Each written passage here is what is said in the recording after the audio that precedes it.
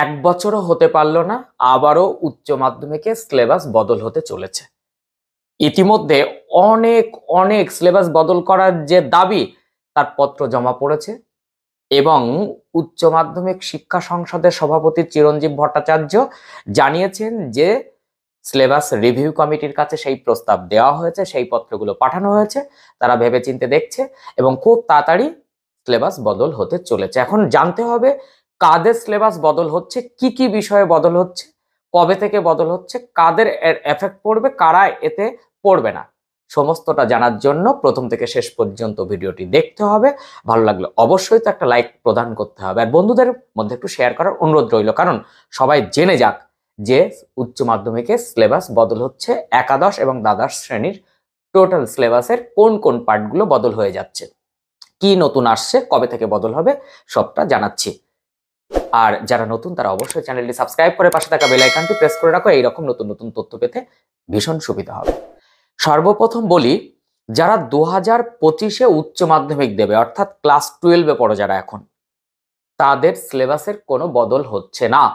তারা এই শেষবারের জন্য বার্ষিক পরীক্ষা দিতে চলেছে উচ্চ মাধ্যমিক, অর্থাৎ 2025 উচ্চ মাধ্যমিক ক্যান্ডিডেট যাদের এখন টেস্ট পরীক্ষা চলছে, অর্থাৎ ক্লাস 12-এ যারা পড়ছো, তো সেই জায়গা থেকে সেই ক্লাস 12-এর স্টুডেন্টদের জন্য কোনো বক্তব্য নেই।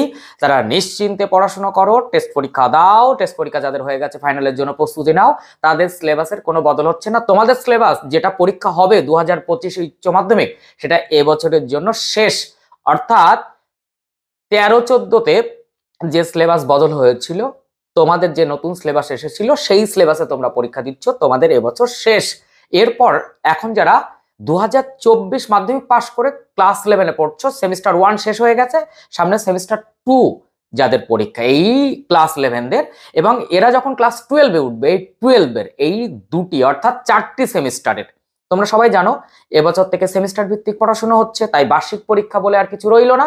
এক এক ক্লাসে, অর্থাৎ ক্লাস 11-এ দুটো সেমিস্টার, ক্লাস 12-এ দুটো semester, first semester, second semester class 11, third and fourth semester হচ্ছে ক্লাস 12।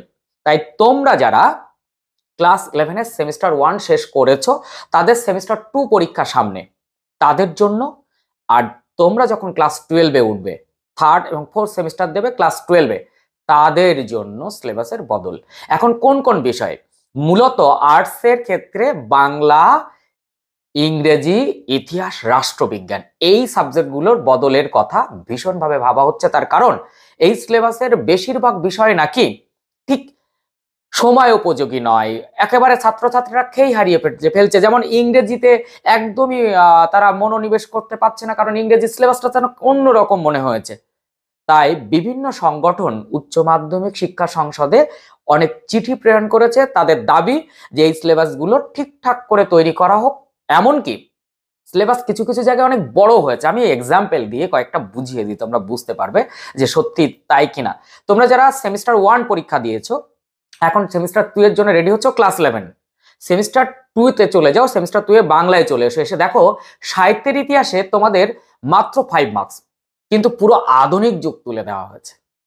সেখানে বলো তো কত প্রশ্ন, চোখ কান বন্ধ করলেও 30 থেকে 35টা প্রশ্ন মিনিমাম, তারও বেশি, অনেক অনেক বেশি। তাহলে এই বিশাল সিলেবাসে মাত্র 5 মার্কস।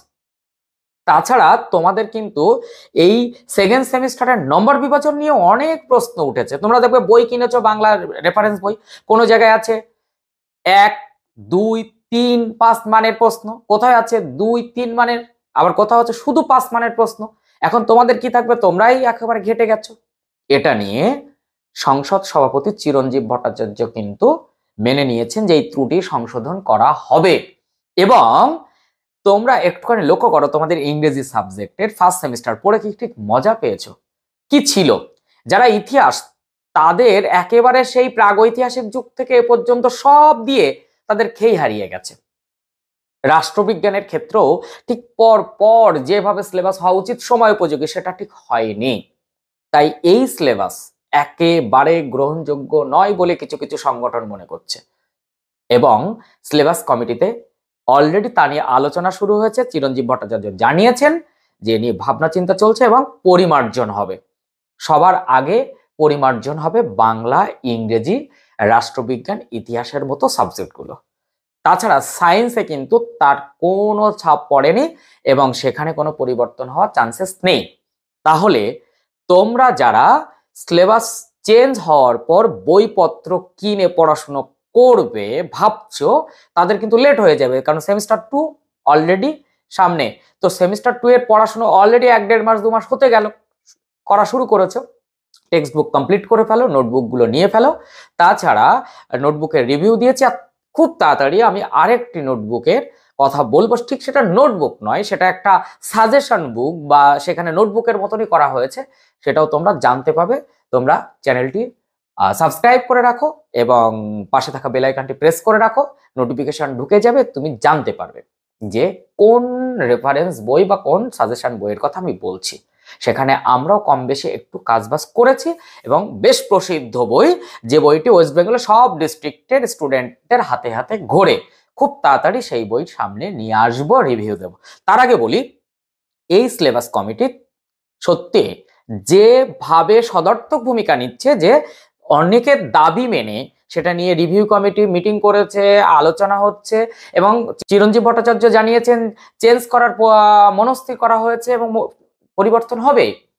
তো সেই জায়গা থেকে তোমরা এই ডিসিশন বা এই সিদ্ধান্তকে কতটা গ্রহণযোগ্য বলে মনে করছো, তোমাদের মতামত কি? তবে আমার মতামত, এতবার সিলেবাসের মধ্যে কাটাছাড়া চলছে, তাতে ছাত্রছাত্রীদের অনেক সমস্যা হচ্ছে।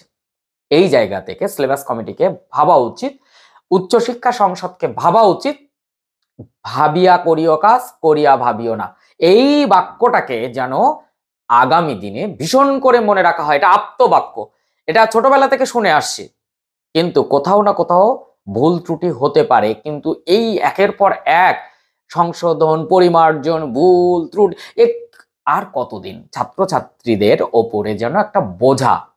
আর আমি বলবো, আমার বাংলা সাবজেক্ট 11-12 অর্থাৎ সেমিস্টার 1, সেমিস্টার 2, সেমিস্টার 3, সেমিস্টার 4, আমার কতকগুলি জায়গা একদম আমার অভিযোগ রয়েছে। সেমিস্টার 1-এর ঠিকঠাক করে সবাই পড়া করেনি, শুধু এমসিকিউ পার্ট ছিল, তাই নাম্বার পেয়েছে বাংলাতে।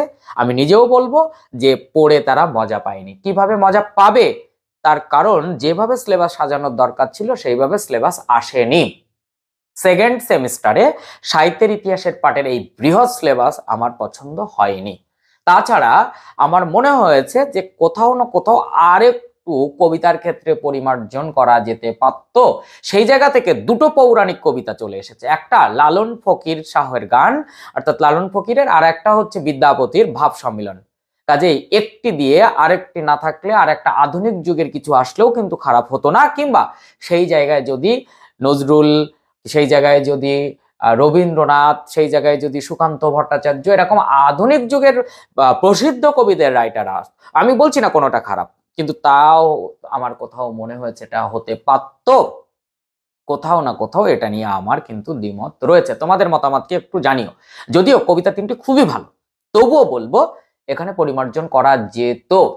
সেই সঙ্গে বলবো, অবভিয়াসলি পঞ্চতন্ত্র, এটাতে তোমরা হয়তো পড়ে ঠিক মজা পাচ্ছ না, তবুও আমি বলবো আমি যখন পড়াবো তোমরা ক্লাস ফলো করো, আমি খুব তাড়াতাড়ি তার ভিডিও দেবো 4টি পার্টেরই, অর্থাৎ বই কেনা, আজব শহর কলকাতা, 25শে বৈশাখ এবং আড্ডা, পঞ্চতন্ত্রের এই 4টি পার্ট স্যার সৈয়দ মুস্তাবা আলী রচিত।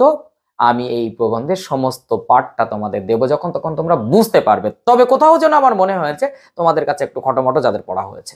তাছাড়া ইংরেজি যারা পড়ান তারা বলছেন যে ইংরেজি সিলেবাস একেবারেই তাদের না পছন্দ। কাজেই এই সিলেবাস পরিমার্জন হচ্ছে, এটুকু তোমাদের একদম কথা দিচ্ছি, এবং কথা দিয়েছেন সংসদ সভাপতি চিরঞ্জীব ভট্টাচার্য।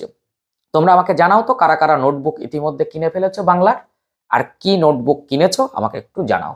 আর কোন কোন গদ্য পদ্য অলরেডি পড়া হয়ে গেছে, কোথা থেকে আমার তোমাদের ক্লাস 11 সেমিস্টার 2 ভিডিও তৈরি করতে হবে, একটু তোমরা আমাকে পরামর্শ দাও, আমি ঠিক সেই জায়গা থেকে ভিডিও করা শুরু করব। তো নেক্সট ভিডিওতে দেখা হচ্ছে। আর এই রকম তথ্য পেতে কিন্তু খুব সুবিধা হবে। এই প্রসঙ্গে একটু বলে রাখি, যারা মাধ্যমিক বা যারা উচ্চ মাধ্যমিক, যারা ক্লাস 11-এর, প্রত্যেকের বলছি, মাধ্যমিক স্টুডেন্টদের সবার আগে বলছি যে তোমাদের আমার সাজেশন পেয়ে কেমন পরীক্ষা হচ্ছে, সাজেশনের সব ঠিকঠাক করে আসছে তো? আমাকে কিন্তু একটু জানিও। আর আমার হাতে লেখা যে সমস্ত ইতিহাস ভূগোলের নোটগুলো দেখাচ্ছি, এরপর বাংলাও দেখাবো, বা সেগুলো তোমাদের কেমন লাগছে তাহলে কিন্তু তোমরা সংগ্রহ করতে পারো। আর আমার অনলাইন ক্লাস স্টার্ট হচ্ছে, যারা মাধ্যমিক স্টুডেন্ট তাদের 1 মাসের একটা মেগা ইভেন্ট আমি অনলাইন ক্লাসে দেব বাংলা ইতিহাস ভূগোলের। তাই যারা যারা নাম নথিভুক্ত করতে চাও তারা স্ক্রিনে দেওয়া এই হোয়াটসঅ্যাপ নাম্বারে অবভিয়াসলি নাম, ঠিকানা, ফোন নাম্বার লিখে পাঠাও। আমি ডিসেম্বরের ফার্স্ট উইকের মধ্যে সবাইকে যোগাযোগ করে নেব। তো সবাই ভালো থেকো, সুস্থ থেকো, আর তোমার অবশ্যই মতামতটা জানাও।